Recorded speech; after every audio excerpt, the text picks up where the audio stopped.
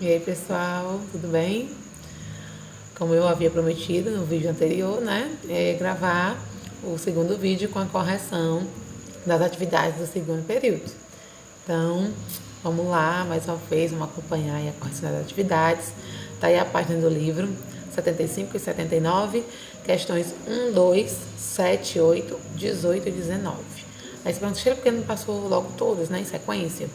É porque nesse capítulo a gente não passou para vocês todas as páginas do capítulo, a gente passou só a metade do capítulo, né? Então a gente pegou as questões correspondentes a esse conteúdo, tá certo? Por isso que ficou essa alternância aí de questões, tá? Vamos lá para a primeira questão. Já sabem mais ou menos como vai ser o esquema, né? Quem assistiu o vídeo anterior, eu vou ler as questões, tentar explicar um pouquinho para que vocês entendam, né? Como eu já disse no vídeo anterior também, se a resposta de vocês estiver parecida com o que está aí, não precisa apagar, não precisa colocar igual a que eu coloquei para vocês, não. Vocês façam com as palavras de vocês. Se já está bem parecido, ok, deixa assim, tá? Agora, se você perceber que precisa realmente alterar, aí sim você altera, né? E também não precisa ser igual como está aí, tá certo? Então vamos lá para a primeira questão. Por que a presença da água é um dos requisitos básicos para a existência de vida em outros lugares do espaço? Que ele nos manda de resposta, né? Porque essa substância é essencial para a formação de ácidos e bases. Ele vai falar algumas das características importantes da água. Interfere no pH das soluções, atua como solvente de muitas substâncias, né? É o meio onde ocorrem diversas reações químicas e está relacionada com a formação de membranas celulares. Então ele mostra aí a importância da água, né, no espaço, no nosso organismo, né, em todos esses aspectos, tá? Tudo isso aí vocês conseguem encontrar no livro também, tá? No capítulo 4, a química das células, tá? Eu tô com o livro aqui também acompanhando, vocês podem acompanhar pelo livro. Então, logo no começo, na página 59, ele traz as características aí da água, tá? Questão número 2. Diferencie moléculas hidrofílicas de hidrofóbicas e dê um exemplo de cada tipo. Qual a diferença entre elas duas? As hidrofílicas são aquelas que têm afinidade com a água, como o sal. Então, quando você coloca o sal na água, ele dissolve. Então, as hidrofílicas são aquelas que conseguem se dissolver na água. Já as hidrofóbicas são aquelas que têm aversão à água, ou seja, elas não dissolvem na água como óleo. Se você coloca óleo na água, por mais que você misture, eles dois, né, eles não vão se misturar, eles ficam separados. O óleo não dissolve na água, certo? Bem simples, é bem fácil de entender. É só prestar atenção nos nomezinhos para não confundir, trocar uma resposta pela outra. Sétima questão, né? Vamos pular agora para a sétima questão. O corpo humano é capaz de produzir todas as vitaminas necessárias para a sua manutenção? E aí, o que vocês acham? Né? Quem acompanhou aí no livro, deixa eu ver aqui qual é a página que está as vitaminas. Quem acompanhou no livro vai ver que não, né? O nosso corpo, ele não consegue produzir todas as vitaminas. Ele consegue produzir apenas duas, que é a vitamina D e a vitamina K. São as duas vitaminas que a gente consegue produzir. As demais vitaminas a gente consegue aonde, Sheila? Nos alimentos, né? Por isso é tão importante ter uma alimentação saudável, com frutas, verduras, legumes, né? Porque o restante das vitaminas que a gente precisa estão, na sua grande maioria, nesses alimentos, né? Então, façam uma alimentação saudável, tenham uma alimentação saudável, proporcionem para vocês, né, para o corpo de vocês, a obtenção dessas vitaminas, certo? Questão 8. Faça um quadro no caderno, classificando as vitaminas abaixo em hipossolúveis e hidrossolúveis. Só um minuto. Vamos lá, só reler aqui mais uma vez a questão número 8. Faça um quadro no caderno, classificando as vitaminas abaixo em lipossolúveis e hidrossolúveis. As lipossolúveis, você vai encontrar aí na página 72, são as vitaminas que só são dissolvidas em lipídios, certo? Só são solúveis em lipídios. Já as hidrossolúveis são aquelas que são solúveis em água, tá? Essa é a diferença básica de uma para outra. Então, ele deu aí vitamina A, vitamina K, vitamina C, vitamina E, vitaminas do complexo B e vitamina D. Então, eu montei uma espécie de quadrinho mesmo, né? Um quadrinho mesmo, do jeito que ele pediu. Se você fez de uma outra forma, mas que conseguir diferenciar essas duas também não tem problema, tá? Então, ele pediu para separar. Vitaminas lipossolúveis é a vitamina A, vitamina D, E e K. E as hidrossolúveis é a vitamina C e as vitaminas do complexo B, certo? Questão 18. Vamos lá para a questão do gráfico, né? Coloquei o mesmo gráfico, né, que tem lá na questão. O gráfico abaixo apresenta as temperaturas corpóreas observadas em um camelo hidratado.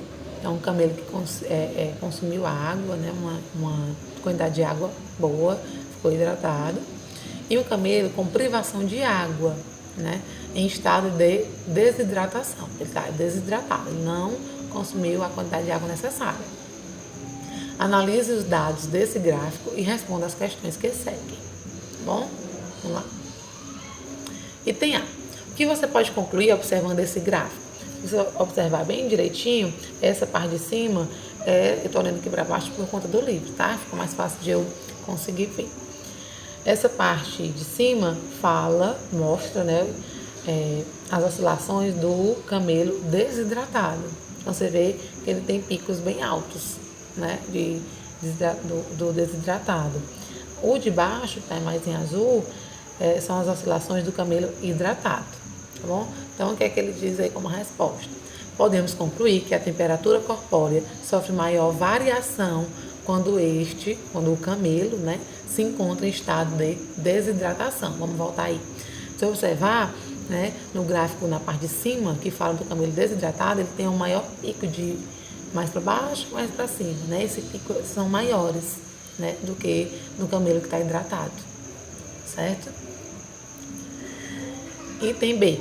Qual foi a maior variação diária de temperatura corpórea observada para o animal hidratado e para o animal desidratado? Vamos lá. No animal desidratado, a variação maior foi de 6,5 graus, certo? Onde a máxima foi 40,5 e a mínima chegou a 34 graus.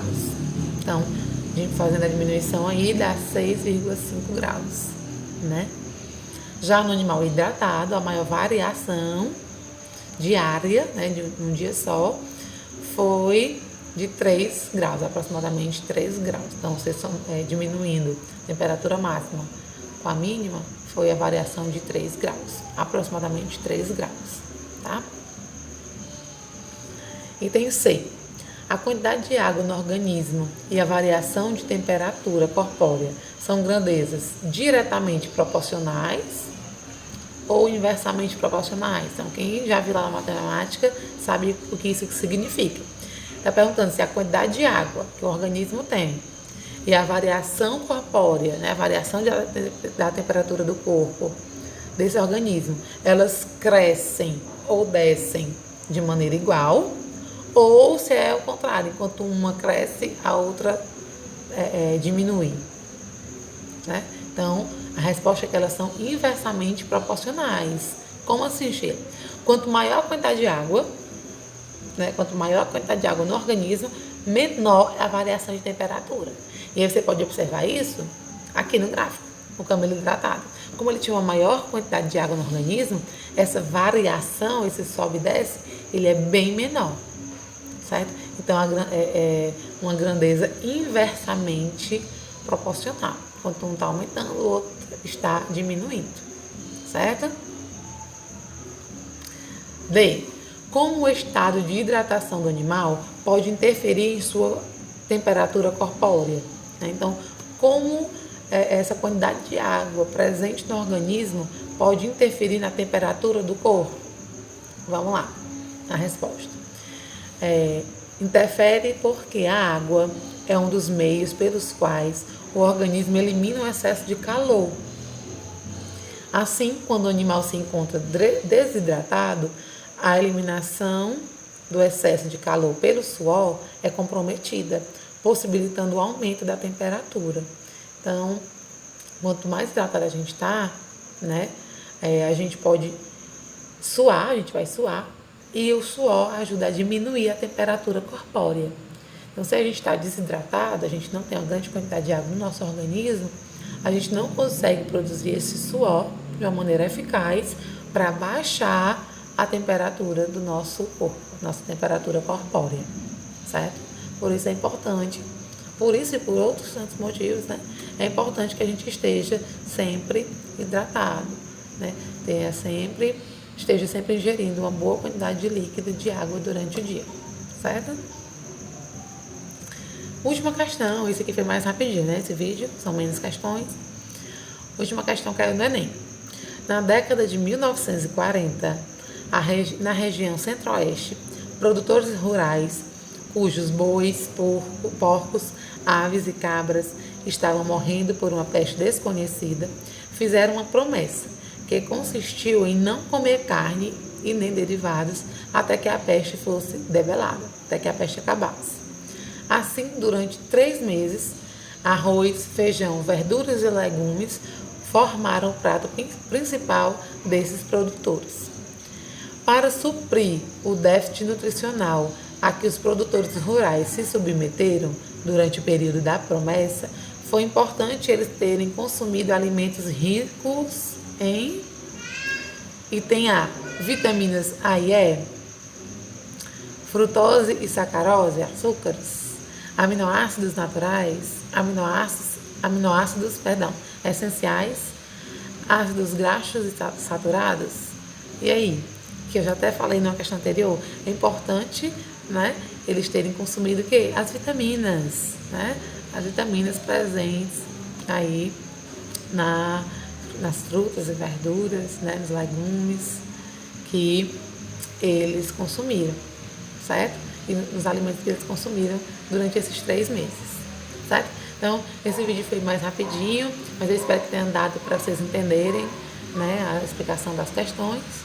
E, se for preciso, né, eu farei outros vídeos, não só da correção das atividades, mas também da explicação dos conteúdos, certo? Espero que vocês tenham gostado. Fiquem com Deus e tchau, tchau.